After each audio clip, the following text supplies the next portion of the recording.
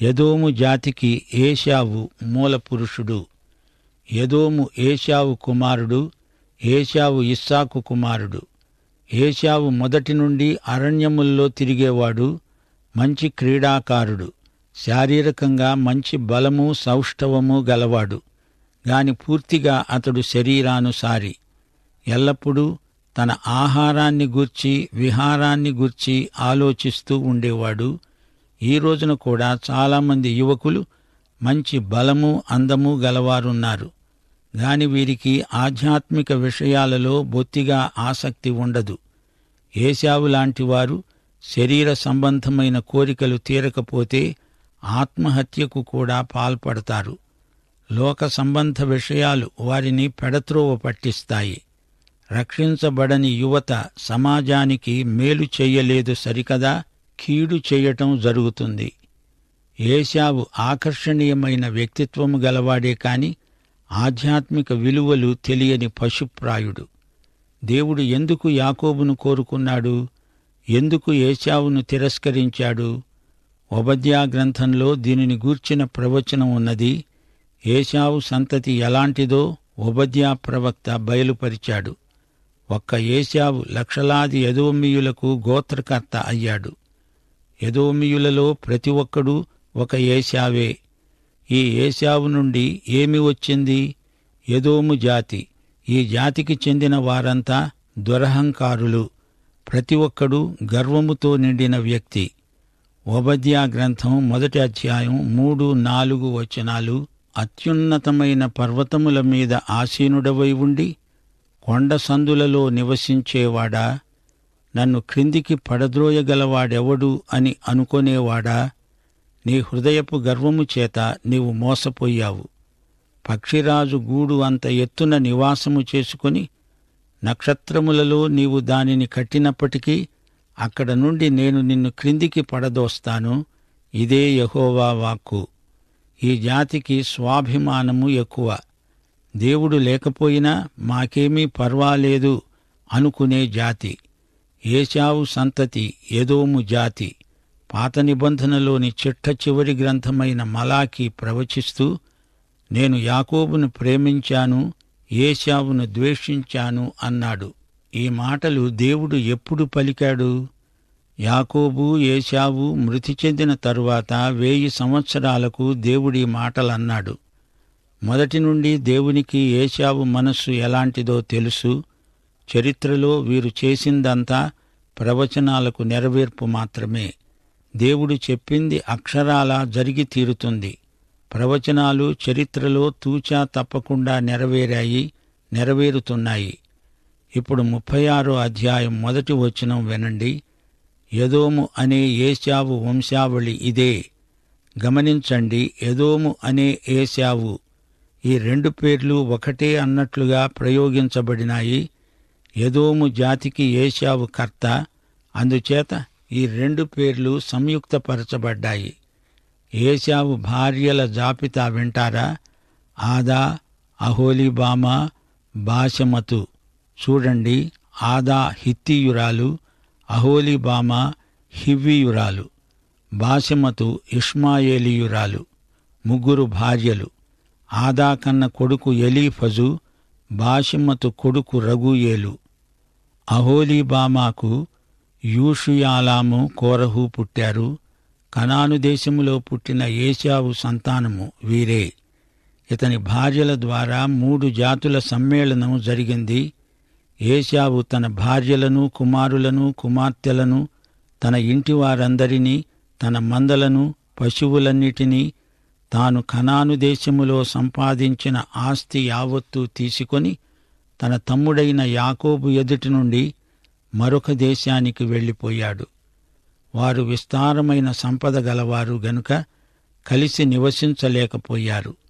వారి పశువులు విశేషమై ఉన్నందున వారు ప్రవాసమున్న భూమి వారిని భరించలేకపోయింది.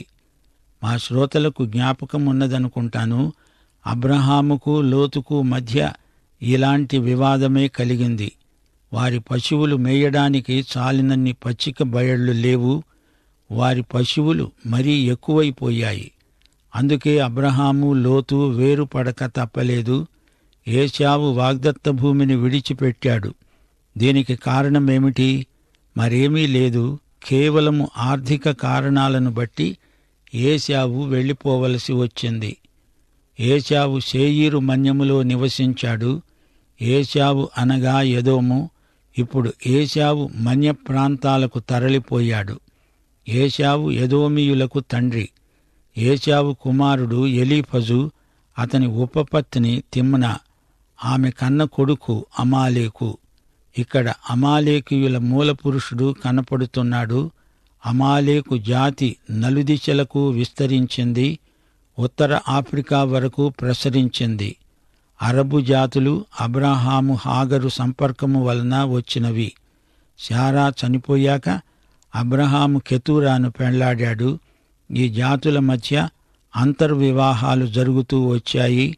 అందరికీ తండ్రి ఒక్కడే గాని తల్లులు వేరు. ఈ సంబంధాలను 36వ అధ్యాయం వివరిస్తున్నది. జాతులు, ఆ జాతుల మూల పురుషులు, వారి పేర్లు అన్నీ మనం చెప్పుకోనక్కర్లేదు. ముఖ్యమైనవి జ్ఞాపకముంచుకుంటే చాలు. 15వ వచనం, ఏశావు కుమారులలో నాయకులు ఎవరనగా ఎలీఫజు కుమారులు తేమాను, ఓమారు, షేఫో, కనజు, కోరహు, గాతాము, అమాలేకు. ఎదోము అనే ఏశావు కుమారుల పేర్లు, వారి వారి సంతానపు నాయకుల పేర్లు చెప్పబడినవి. ఈ నాయకుల వంశవృక్షాలు శాఖోపశాఖలై విస్తరించాయి. అంతేకాదు 31వ వచనంలో చెప్పబడినట్లు, ఏ రాజైన ఇశ్రాయేలీయుల మీద రాజ్య పరిపాలన చేయకమునుపు ఎదోము దేశములో రాజ్యమేలిన రాజుల పేర్లు కూడా చెప్పబడ్డాయి. ఈ సందర్భంలో ఒక సంగతి మనము గుర్తించాలి. ఈ విధంగా రాజులు, నాయకులు పరిపాలన చేయడము దేవుని చిత్తం కాదు. ఎదోము రాజ్య విధానము ప్రకారం నాయకులు వారిపైన రాజులు, ప్రతి నాయకునికి ఒక బిరుదు. ఈ నాయకుల సంఖ్య మరీ ఎక్కువైపోయింది. ఇశ్రాయేలుకు రాజులు ఏర్పడకముందే ఎదోము జాతిలో రాజులు పరిపాలన చేశారు. 1 సమూయేలు 1వ అధ్యాయం 5వ వచనం, ప్రజలు కోరుకొన్నారు, సకల జనుల మర్యాద చొప్పున మాకు ఒక రాజును నియమించండి, అతడు మాకు న్యాయము తీరుస్తాడు అని సమూయేలును వేడుకొన్నారు. ఎదోమీయులకు రాజులు ఉన్నారు కదా, అది చూచి మాకు రాజు కావాలి అని అడిగారు. ఇప్పుడు 40వ వచనం నుండి 43వ వచనం వరకు వినండి.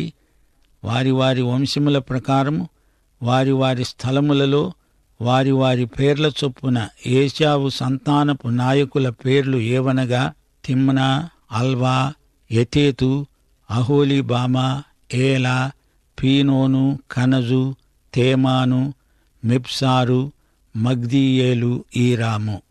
వీరు తమ తమ స్వాస్థ్యమైన దేశములందు తమ తమ నివాస స్థలముల ప్రకారము ఎదోము నాయకులు. ఏశావు ఎదోమీయులకు మూలపురుషుడు. గమనించండి, ఈ కుటుంబ చరిత్ర యావత్తు దేవుని దృష్టిలో విసర్జించబడింది. ఏశావు సంతతి వివరాలు చెప్పి ఇంతటితో విరమించాడు చరిత్రకారుడైన మోషే. ఈ నాయకుల మధ్య పరస్పర సంఘర్షణలు ఎన్నో చెలరేగి ఉండవచ్చు. ఒకరా ఇద్దరా? అందరినీ ఒకచోట చేర్చితే ఒకరినొకరు పరిచయం చేసుకోవడానికే రోజులకు రోజులు పడతాయి. 36వ అధ్యాయం ఆధునిక చరిత్ర విద్యార్థులకు పరిశోధనలో ఎంతో ఉపకరిస్తుంది. కుటుంబ వివరాలు, వాటి ఆరంభాలు, ప్రతి ఒక్కరి పేరు, తీరు, అది ఒక పెద్ద గ్రంథమవుతుంది. వీరందరూ ఆక్రమించిన స్థలం శేయీరు మన్యం. వీరు మన్య ప్రాంతపు దొరలు. కావాలంటే ఓబద్యా, మలాకి ప్రవచనాలు జాగ్రత్తగా చదివి చూడండి. అందుకే ఈ అధ్యాయాన్ని ఇంత విపులంగా చెబుతున్నాము.